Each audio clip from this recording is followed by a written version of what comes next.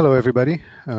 Thank you for joining us at the third session of Invited Talks and the second on scalable multimodal NLP. My name is Alex Marin. I am a senior applied scientist in Microsoft working in language and vision problems, particularly in the geospatial space right now, but I've worked in the conversational space before in Cortana and other places. So you might wonder why we have two sessions on scalable multimodal NLP, and one of the reasons is we initially had one session on scalable NLP and one on multimodal, and it's really hard to draw a clean separation between the talks, and you'll see that just like in the morning session, in this session, there will be elements of both of those topics or themes in each of the three talks in this session. So that's why we decided to combine them. The first of these talks is from Asla Kelly-Kilmaus, and I'm sorry if I mangled her name. She's a principal researcher at Microsoft Research. She's focusing on deep learning and natural language problems, including narrative coherency, long-range generation, conversational grounded navigation, language understanding, and interaction. She's also an affiliate faculty at the University of Washington Computer Science and Engineering Department.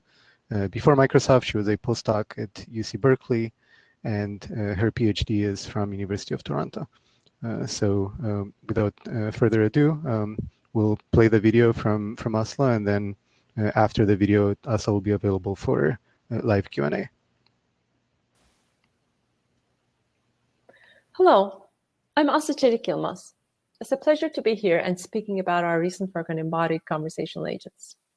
I was speaking about the problem of teaching agents planning and navigation via cooperation. As a means of introduction, one of the areas I'm interested in investigating is how we might develop models that achieve deeper semantic understanding and generate language to fulfill tasks in human environments. We focus on building agents that can not only navigate to goal location, but also hold a coherent conversation and show some degree of understanding of the interactions. Understanding the semantics of language and communicating it to humans in a coherent narrative, which in my mind are one of the most important fields that NLP researchers are trying to excel. So the key component to a step towards this goal is by thinking about building AI systems that can communicate naturally with people. I think everyone here would agree that natural language is an ultimate API for dealing with a human. But secondly, we also need to teach the AI systems to learn deeper semantic understanding and semantic structures that are building blocks of a language. We would like to build computational models for representation, extraction, and generation of semantic information from structured and unstructured data, involving text and other modalities such as images, video, and speech. So this motivation brings us to one of the underlying goals of this work, which is learning to ground. In other words, how does language relate to the real world? So in natural language generation world, this can be explained with the problem of choosing the words to express data. For example, today's visual question answering systems or image or video captioning systems that are set to truly understand concepts or phrases, however strange they look, can map a visual concept like this, which is mainly about noun phrases, into correct words. We can also train models to map an image like this into actions or verbs, such as sleeping. Today's systems have very high accuracy in these tasks. However, when it comes to do reasoning, explaining a simple concept by combining them to form new language, for instance, even with today's advanced encoders, it can be a challenging task to learn to explain them coherently. To improve on learning better representations, generate better natural language, or learn to answer questions better, researchers have been focusing on grounding from different perspectives. There's a spectrum of research in this direction, but if I were to classify the language grounding efforts into categories, of course, I may not cover the whole research area in this field, but some of the notable grounding examples from speech, NLP, and vision world will be first understanding with language models and knowledge graphs. There's a huge research field on question answering models grounded in knowledge graphs and lately in language models as well. In more recent years, we have been seeing question answering models grounded in vision. For instance, the Clever dataset provides a platform to ask questions about rendered artificial photographs. Visual question answering is also another one, which is photorealistic environments and you can ask questions like, what is the mustache made of? So these are real photographs, but again, just a single answer. So language generation community has also investigated grounding of generation in images in tasks like image captioning or visual storytelling. So we have some work in this area as well. So since 2018, there's also growing interest in visual language navigation work. So the core of which is grounding language description or instructions to physical spaces to make inferences, answer questions, or navigate. So on the left, we have room to room, where we have long, low-level language instruction, and we get new visual frames at every time step to infer navigation actions. The goal is to build intelligent agents to understand visually grounded language while navigating in photorealistic environment, just to arrive at a goal node. Embodied question answering and interactive question answering usually get high-level questions rather than low-level language instructions. Embodied question answering is actually a non-photorealistic environment, while interactive question answering has a bit of a photorealism in the environment. So among these last three, the room-to-room has been investigated by many. Specifically, in visual language navigation task, an agent has access to the long natural language instructions that tells how to get to the goal location. So the room-to-room dataset has a simulator that lets the agent start from a location, observe panoramic photorealistic images to take actions at each time step, and to take some discrete set of actions. So we're going to do a really a short pathfinding. The actions are forward, turn left, right, tilt up, down, and. The goal of this task is to follow instructions in seen environments and test the agent's performance on navigating to a goal location in a previously unseen real-world setting. So the environments in room-to-room is interesting because these are real human environments and they include noise. As I mentioned before, visual language navigation presents some unique challenges. The first one of the major challenges is cross-model grounding.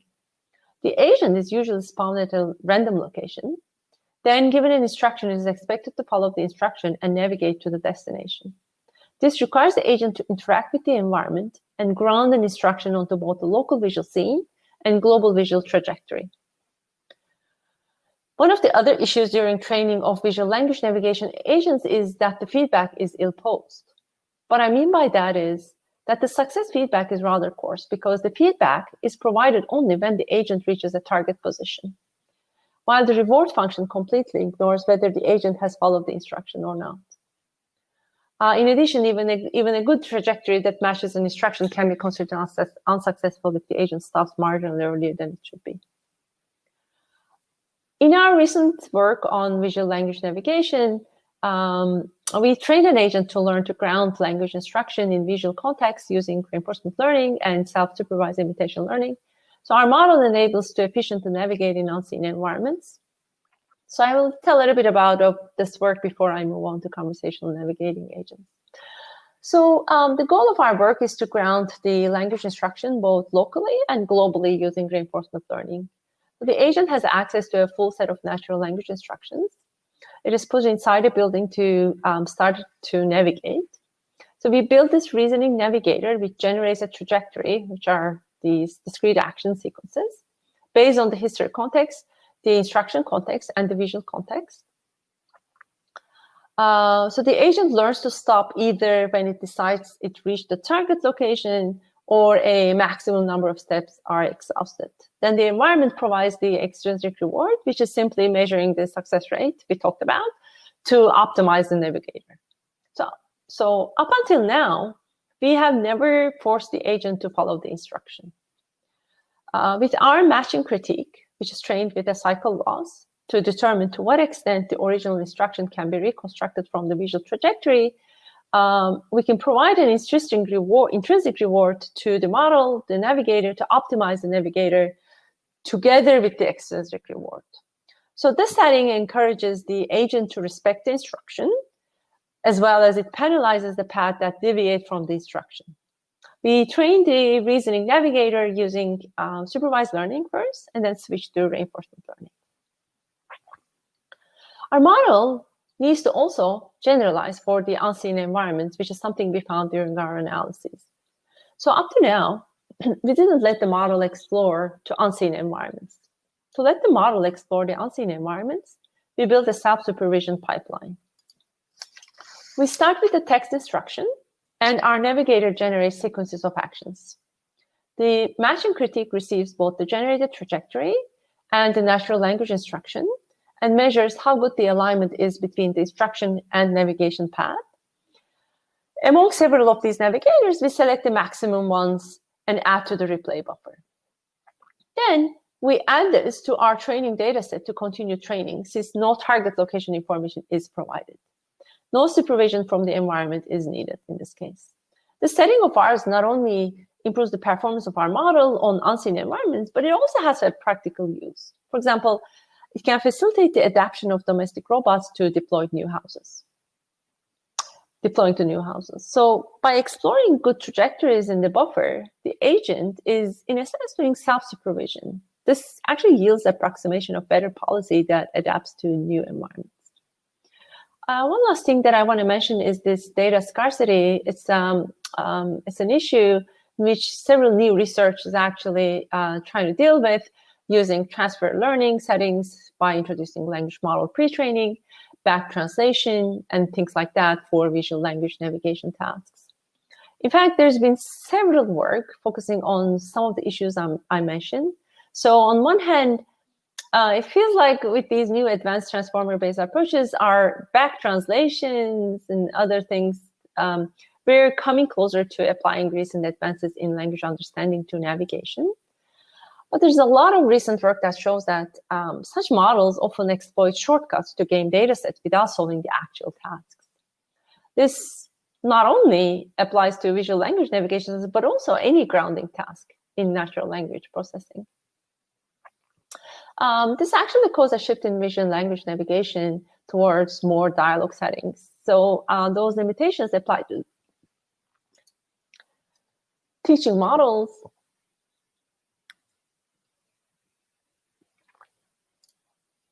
to perceive the complex or compound actions in the real world and taking actions, making inferences, and reason about them. There's key challenges in dialogue-oriented visual language navigation tasks. One of the first is connecting language to vision. So the agent needs to decide what the meaning of the second door on the right is. Then comes learning when the agent should ask a question. Is it when any uncertainties arise? Also, how to provide the best feedback for the agent when it is in need for help to complete the task is an open research question. So the question now becomes, how does language relate to the real world? And can we solve this via cooperative learning and natural language dialogue? So in fact, adding dialogue as a component has made several of the earlier tasks discover and extract new information. So I'm going to use the same related work template, but this time adding dialogue. First, yields the grounding language to knowledge graphs, which made easy with dialogue systems in human-in-the-loop scenarios. On visual question answering tasks, Clever has released Clever Dialogue. So they have the same type of initial questions from before, but the system needs to use the context and do core references in dialogue context to answer the questions. So the questions are templated in this data set. Similarly, in visual question answering, the visual dialogues data set had humans playing the game. So these are like human games, and we could say things like, what is the person doing as a question? And it requires you to look at the past context to figure out which entities are being referred to. So different from this work, there are very recent work that enrich the visual language navigation interactive agents so they can get simple advice from the users to complete the task. So the recent work has now shifted towards dialogue-like navigation. And in these settings, there is a navigator agent performing the actual task and a guide or an oracle, if you will, which is a second agent that guides the navigator by providing additional help. So in this direction, there are two recent work that enrich navigator agents with when to ask question capabilities, while the language to ask help is templated and under-specific, and that the language does not encode the navigator plan in most cases. So a natural next step is to build navigating agents that can communicate with the interlocutors in natural language and ask for help when needed in natural language, and extract useful feedback to plan on their next set of actions to reach the goal location efficiently. We're going to talk about this in a minute. But before I talk about them, let's first look into some of the challenges of enriching visual language navigation with dialogue. So the visual language navigation with dialogue, the dialogues are turn-based. So there is a navigator and a guide helping the navigator with reaching the goal. So the navigator follows the instructions provided by the guide and asks questions when in doubt. So we categorize modeling the turn-based dialogue into 4 categories. The first one is deciding when the navigator should ask a question, generating navigator question, then generating guide answers to navigators' questions, and then lastly, generating navigating actions based on planning that it does given all the information provided in the context. So the first and the most adapted model is a sequence-to-sequence-based model that consists of a navigator that just takes actions given instructions. This is actually the room-to-room environment. Although not quite dialogue setting, the speaker-follower model introduces a creation of a speaker model by augmenting data that provide additional instructions. So these could be considered, in a sense, answering navigator questions.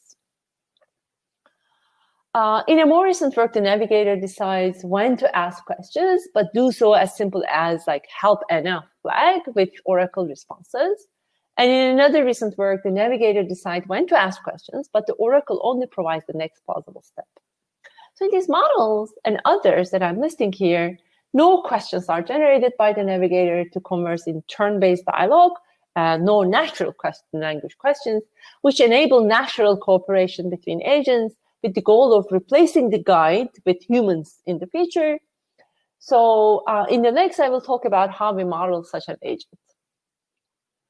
Okay, so in a recent work, Thompson et al. has restructured the room-to-room environment to introduce dialogue component and release a new dataset and task called Vision and Dialogue Navigation last year. Visual dialogue navigation is a task in which a navigator and a guide cooperate to find a destination. It builds upon the 2-agent dialogue dataset, cooperative visual dialogue navigation dataset, which was introduced in Thompson et al. The idea is that a navigator and a guide human agents collaborate to find a goal room containing a target object. Both the navigator and the guide view the same navigation environment, such as this, only the navigator controls the search and trajectory. At the start of the episode, a hint is provided, which is visible to the navigator and the guide. The navigator moves in the environment, and the guide observes the navigation steps.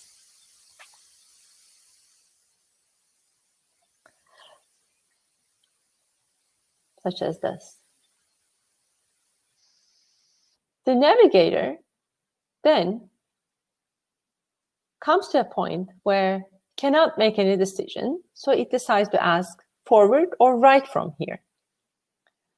After the navigator asks the question, the guide sees the next 5 observable steps, which is closest to the goal location, and communicates these 5 steps to the navigator in natural language, says, turn right, go forward, and take the stairs up.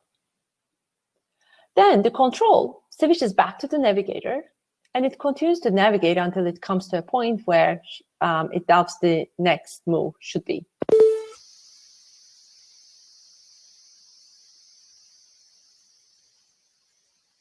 So you're seeing here the navigator's steps while guide observes.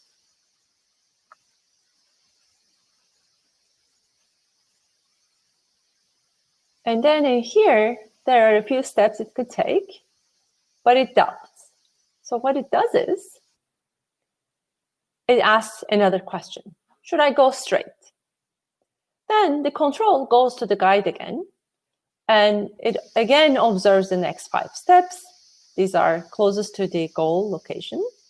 And then it communicates it back to the navigator. It says, yeah, go straight towards the desk, walk past by the glass walls on the right. And then the navigator takes this and then decides on, makes a plan and decides on what action it should take. And this continues, the conversation continues this way.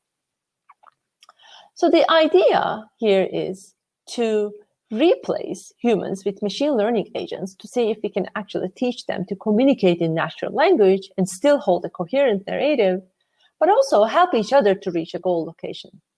By doing so, our work becomes the first to train two agents jointly on multi-turn dialogues where agents both produce and consume task-relevant language.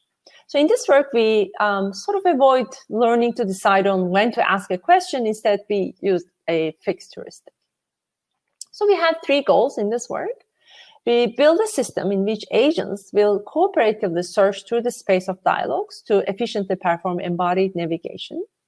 So this case is regarding training two agents, a navigator and a guide, in which the navigator is given a target, like a key, and uses this information to execute on a sequence of actions, while the guide, having the partial observability of the environment, helps the navigator to get the goal location.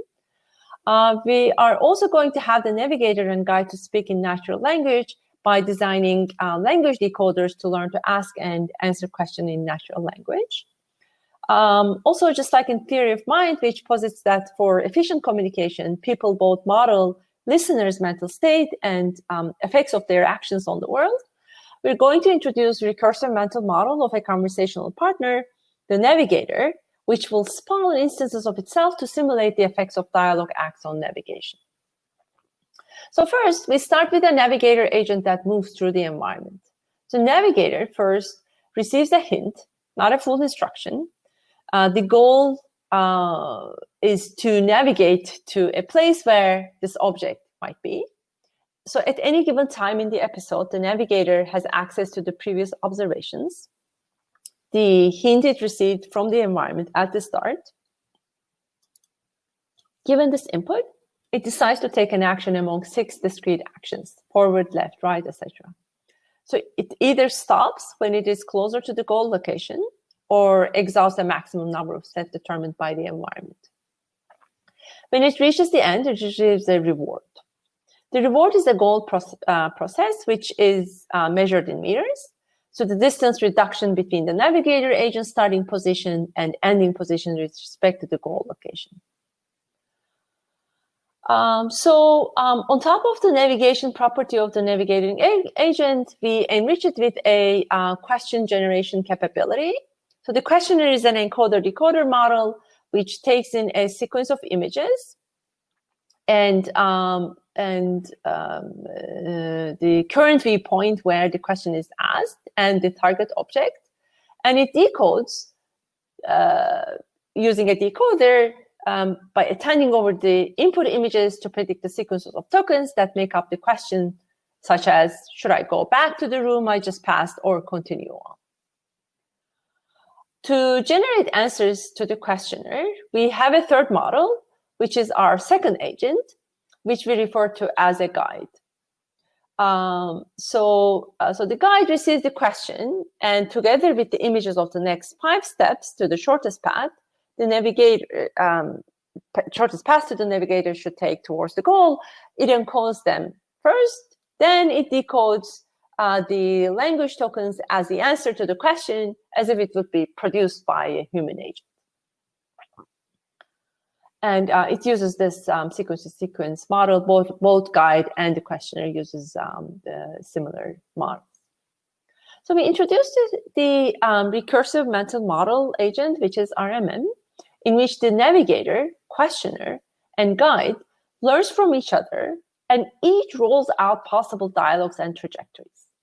So our first navigator agent, it navigates n steps, each maximum length of, say, L steps. And then the navigator decides to ask a natural language question and rolls out different questions. So these questions are all natural language, the ones that we saw before. Then, given these questions, the guide responds with n different answer sequences.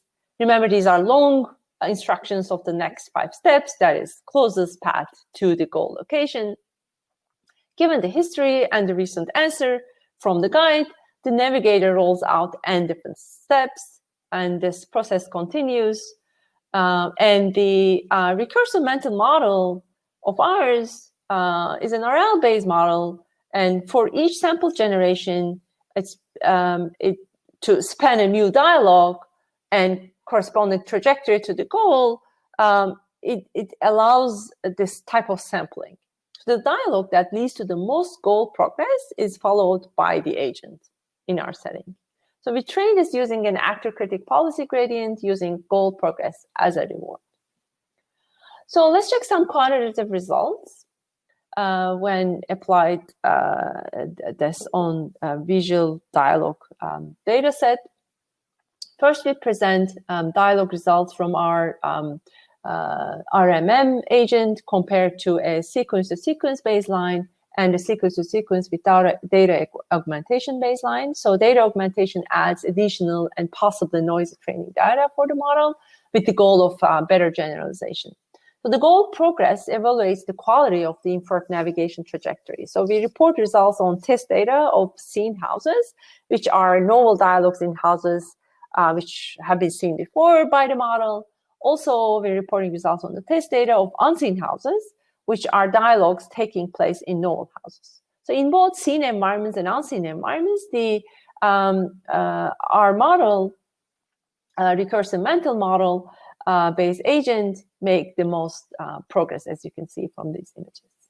So we designed our recursive mental model such that it introduces RMM, such that it introduces a new language by exploring the environment and generating dialogues. So we use an oral laws to update the language generation models based on the most successful dialogue. So we test this property by investigating the log frequency of the generated text compared to the real human conversations. We noticed that our RMM model can actually generate new language and produces over 500 unique lexical types, which is actually closer to the nearly 900 types generated by humans. So I'm also showing a plot, a dialogue plot for baseline sequence-to-sequence and sequence-to-sequence with data augmentation compared to our RMM model against goal progress. So the RMM consistently outperforms the other two agents in terms of goal progress, as you can see from this image. We see an increase in progress for, as you can see here, the first 10 to 15 questions before RMM levels off. By contrast, baseline and the data augmentation agents exhibit a shallower curves and fail to reach the same level of performance. So as you have seen in this talk, the agents are trained on human-to-human dialogues of natural language questions and answers from cooperative visual dialogue navigation dataset. So individual questioning and answer exchanges in this dataset are could be really underspecified and rarely provide simple step-by-step instructions like go straight or turn right. So instead, these exchanges relied on assumptions of world knowledge and shared context between the agents, which actually manifest as instructions which are rich with visual linguistic core references, such as should I go back to the room I just passed or continue on, or things like that. So none of the trained agents actually learn to stop talking, but our maximum trajectory length caps them at 20 exchanges, while humans average on like 3 exchanges with a long tail, actually. So long trajectories might actually improve the performance, but are computationally expensive on the other hand. So, so better stopping functions is an important next step for our work. So briefly, today we can actually train agents to parse natural language instructions to fulfill simple tasks and learn to ask questions when in doubt.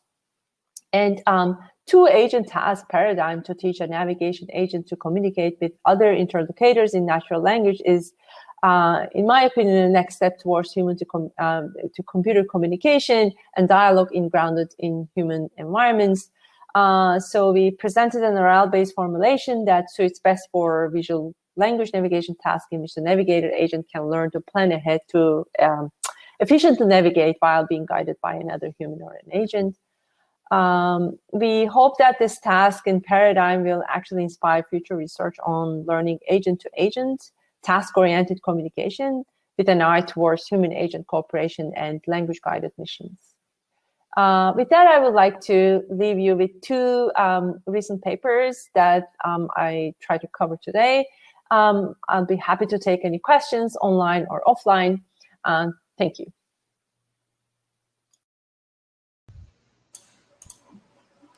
Thank you, Asla, for a great talk. Thank you. I think we have time for maybe one question as to not fall too far behind the schedule. So let me ask Albor's question instead of mine. So he's asking, did you use reinforcement learning for the navigator to penalize the number of times that it queries for the progress, or was the number of queries fixed? For example, asking for help every so many steps. Yeah, that's a very good question. Actually, it was one of the future works that we are going to be investigating. We assumed, based on the statistics we gathered from the data, we assumed that after 5 steps, the agent decides to ask a question, but the better way would have been to ask when it is in doubt. So that's something that we need to obviously model. There are other things that we didn't do, like, for instance, we also have this branching factor towards the goal. What is the number? Like, how many? You can't really do that branching that much. So we need to incorporate that as some sort of a hyperparameter, I suppose, to when to ask a question is actually research. There are some recent work that does focus on that, but we did not incorporate that in this work. Great. Thank you very much. Okay, I'll answer other questions if need be online. I'll be here. Perfect. Great. Thank you.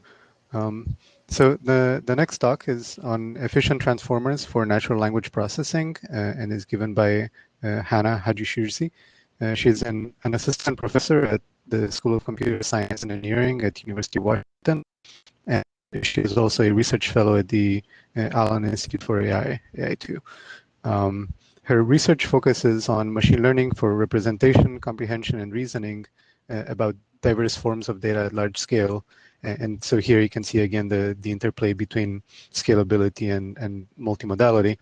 And she works on applications in question answering, machine reading comprehension, conversational dialogue, etc.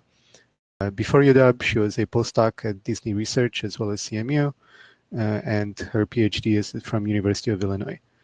So with that, we'll play the video from Hanna, and then Hanna will be available for questions at the end as well. Hello, everyone. My name is Hanna Hajishirzi. I am an assistant professor at University of Washington and also at AI2. Today, I will talk about efficient machine learning algorithms for NLP. Enormous amount of data is available online, mainly in textual form.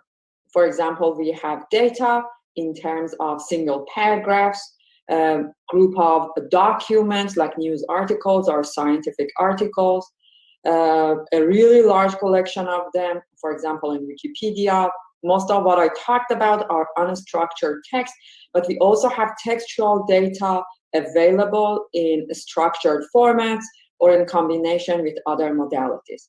How can we make sense of this larger scale textual data? Textual comprehension and reasoning is actually the task that tries to address this problem.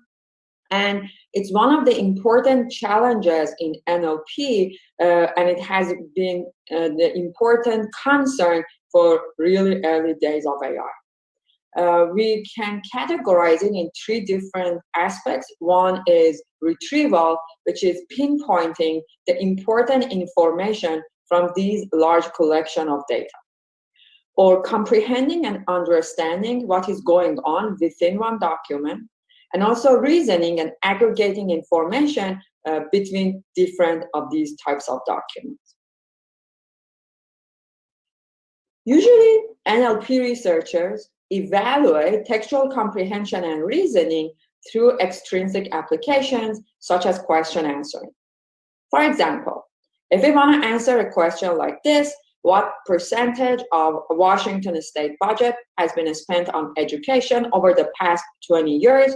The way that we would answer this question is first to understand we are looking for something like this to solve this equation.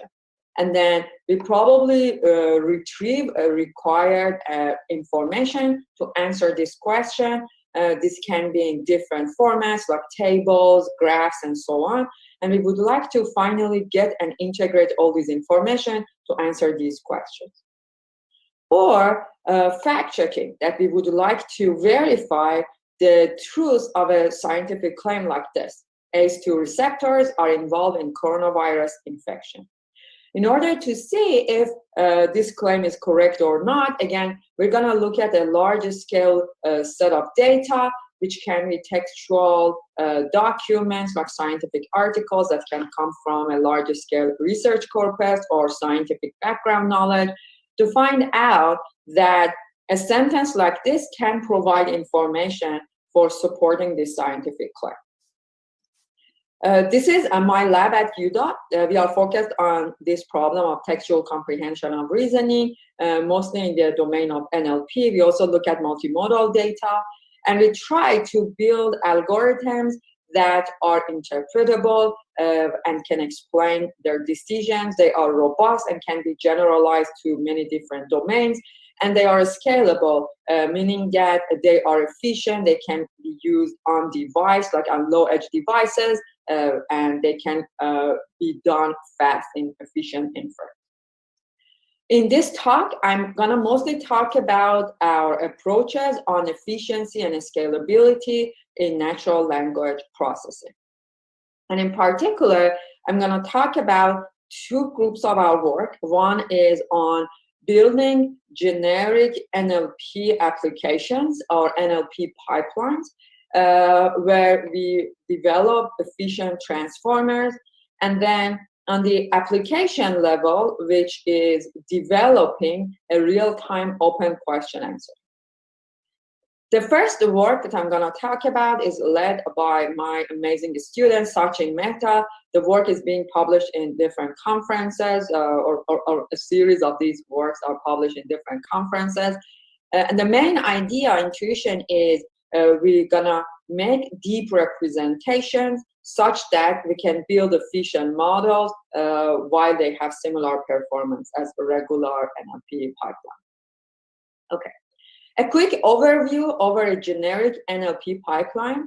It would consist of an input layer, which it's usually a shallow network that maps input tokens to a d-dimensional vector space.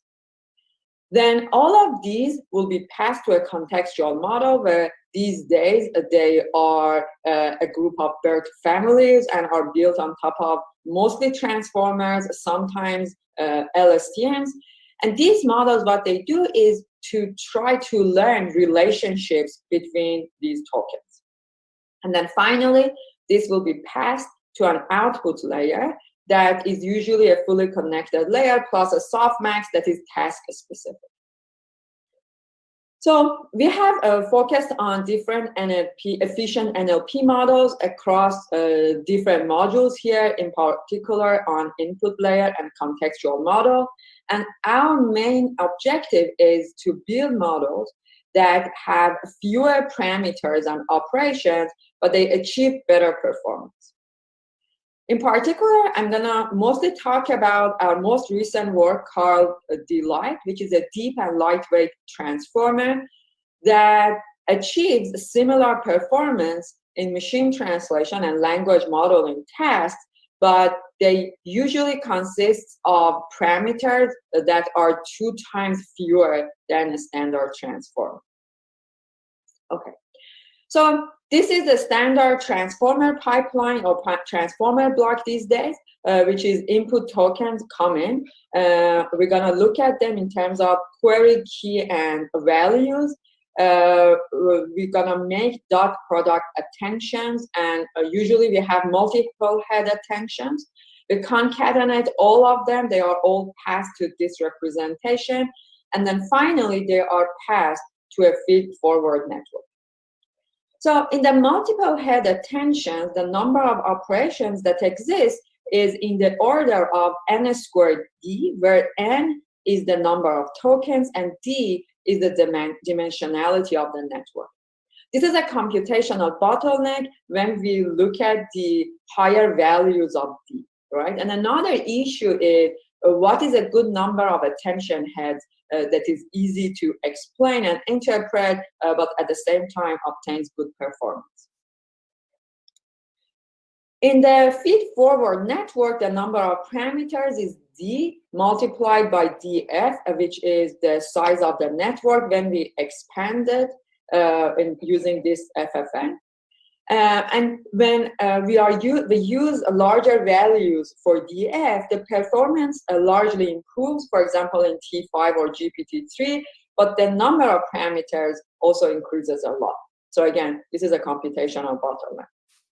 And this is our goal in DLight, where we build a deep and lightweight transformer, which is built on a DLight layer that sits before building the attention head. This DLight layer is deep and wide representations that allows us to allocate parameters much more efficiently.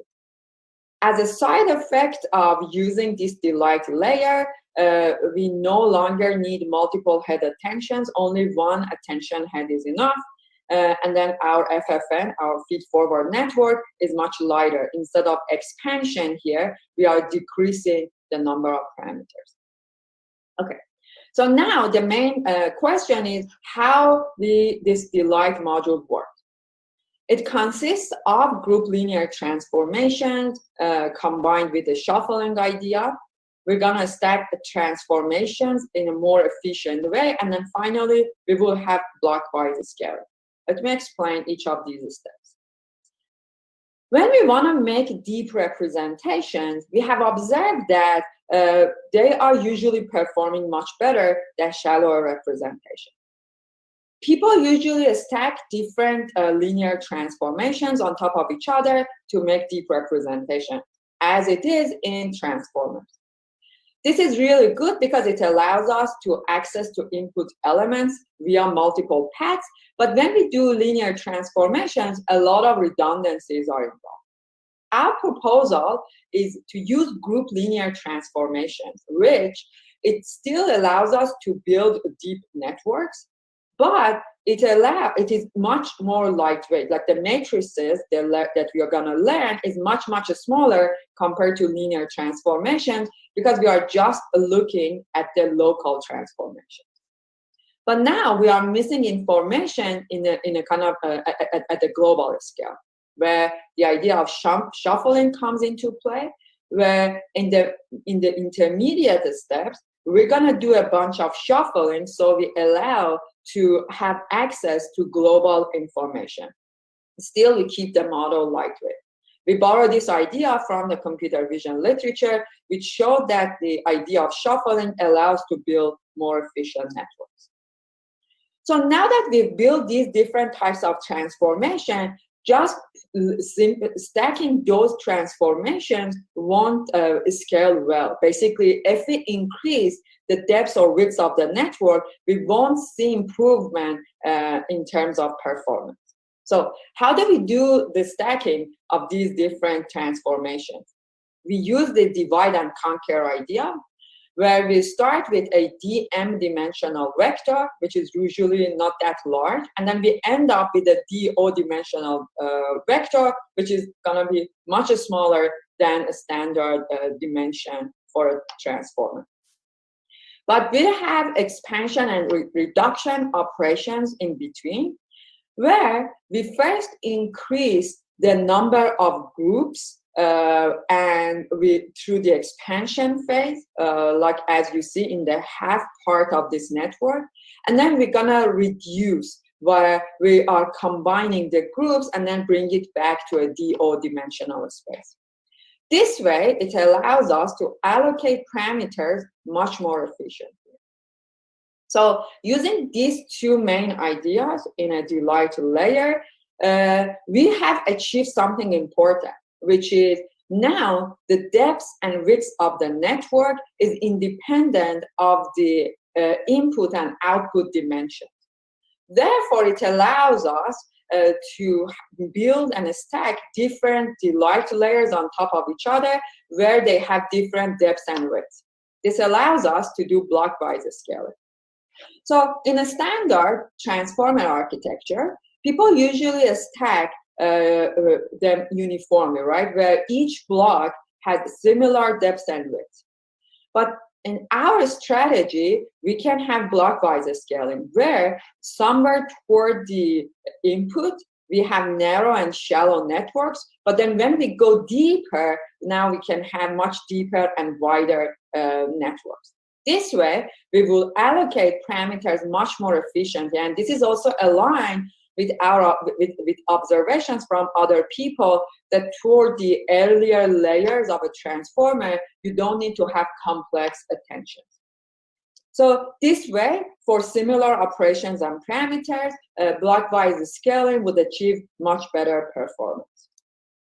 Okay, so to summarize in the number of parameters for transformer versus delight, so for transformer, people usually have some good transformers have dimensionality of 512, whereas we can replace it with 128 in the delight network. The attention operations still is O(n squared d). Here it's going to be O(n squared do), where do is the dimensionality of the output dimension is much smaller than d here.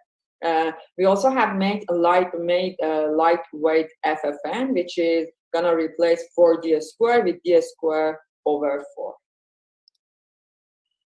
Some results on machine translation. We have evaluated our delight network on different machine translation data sets with looking at low resource, medium resource, and high resource. And across all these, you can see the blue score stays the same, like the red shapes are the regular transformer, and the blue are delight network. And as you can see, we have similar blue or even a little better, but the number of parameters have decreased a lot. We also want to see what happens when we increase the network parameters. So let's look at delight when we are talking about 37 million versus 54 million. We see that we are still gaining in terms of blue. But then let's compare delight with transformer. Like here, it's about 62 million, but here we have 54 million, and you see we have much better blue score. We also want to see how the model works on language modeling. Again, we have tried on Wikitext 103. We see again compare the green curve with red. Perplexity, the lower is the better. So as you see, delight has lower perplexity or similar with a smaller number of parameters.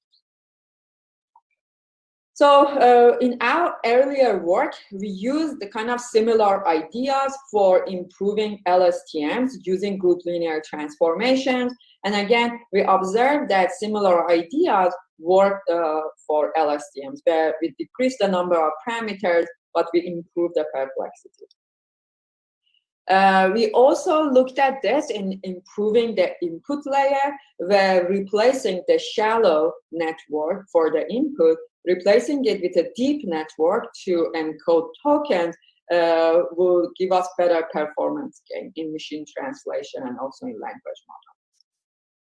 Okay, so now I want to move on to the next part of the talk, which is how we can make efficient NLP models at the application level. And in particular, I'm going to talk about open question answering. What is open question answering? It is defined as having a question that usually comes from an information-seeking user, a question like, what are the symptoms of COVID-19?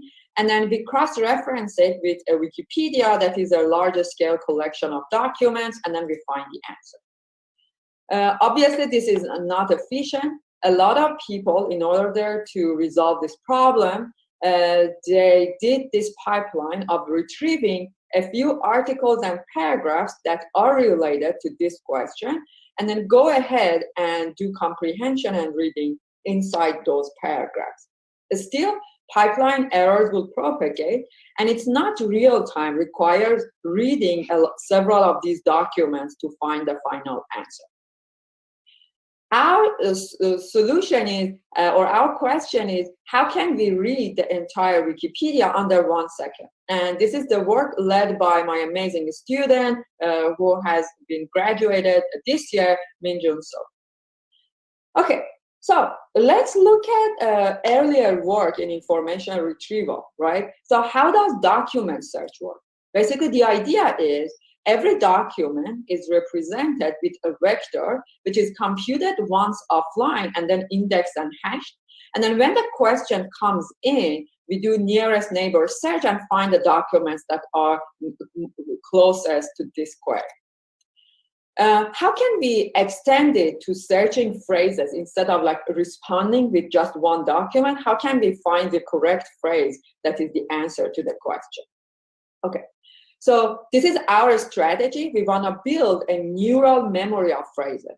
Let's look at this sentence. Barack Obama, 1961 till present, was the 44th president of the United States. The idea is we're going to enumerate all possible phrases that exist in this piece of text. Then we encode them and then index and hash them. We build these key vectors. Then we encode the question using the same to the same embedding space, and then the answer to the question will be achieved by finding nearest neighbor search. So, for example, the phrase that answers who is the 44th president of the United States is this phrase, Barack Obama, and the answer to the question, when was Barack Obama born, will come from this phrase, 1961 till present. We also extended this to a Webscale Setup where we stored and indexed, represented, stored and indexed all phrases that exist in all the documents in Wikipedia. And then we do similar idea of nearest neighbor search for different types of questions. Some explanation about the notations. We basically want to find out what is the best phrase by learning this model, this parameterized model F, through the phrase answer A, the question Q, and the documents D, right? This is usually how people would tackle a QA test. What we want to do is build a query agnostic decomposition, where we want to learn two separate functions, G and H, where Q is encoded separately than the answer and the document. So the key challenge is how can we accurately encode the meaning of phrases without seeing questions to begin with. Our solution is we want to use both dense and sparse vectors. Dense vectors are really good for capturing syntactic and semantic information, but they are not so great to encode precise lexical information. On the other hand, the sparse vectors are really great for encoding lexical information, probably less good for modeling syntax and semantics. So this is our solution. We would use dense vectors, for example, using one of the BERT family models, and then we will append a sparse representation. This is really good for modeling named entities, like discriminating between Bohr and Einstein, or for representing numerical values. And then once we build these dense plus sparse vectors, then we can easily search. Okay. So just to give a very, very, very quick explanation of how we model these dense representations is as follows. For example, look at this phrase, the American Library Association. We want to encode this phrase. we encode each phrase by concatenating the start and end tokens, right? This is actually really important. Why? Because the start and end tokens are shared among a lot of phrases. So this way, we're gonna decrease the amount of storage that we require for indexing phrases. So remember, we are dealing with 60 billion phrases and 240 terabyte of memory. Therefore, we are required to be aware of the scale for storage, for training, and inference. And because of these kind of smart ideas that we use, we managed to tackle these problems with 4 GPUs under 64 gigabyte RAM and 2 terabyte of storage with 1 week of training. You can use our demo, which is online, that shows how we can answer these type of open questions in real time. So just to give a really quick update about the results. So this is on the left-hand side, I'm reporting the accuracies. On the right-hand side, I'm reporting the speed. We are looking at the questions from Trek QA, one open question answering data set. So we have evaluated on the other data sets as well. So these are some of the available QA data sets prior to our work. And as you see, they are kind of a slow, right? So like the best one is 35 seconds per query. Our approach by combining dense and sparse representations gets close accuracy similar to one of the previous models, but the speed is really good, like it's 0.78 seconds per query. Okay, so just to wrap up, I talked about 2 groups of work, which is how to build generic NLP pipelines with developing efficient transformers, and then I showed it how we can build a scalable or efficient open question answering system. Thank you.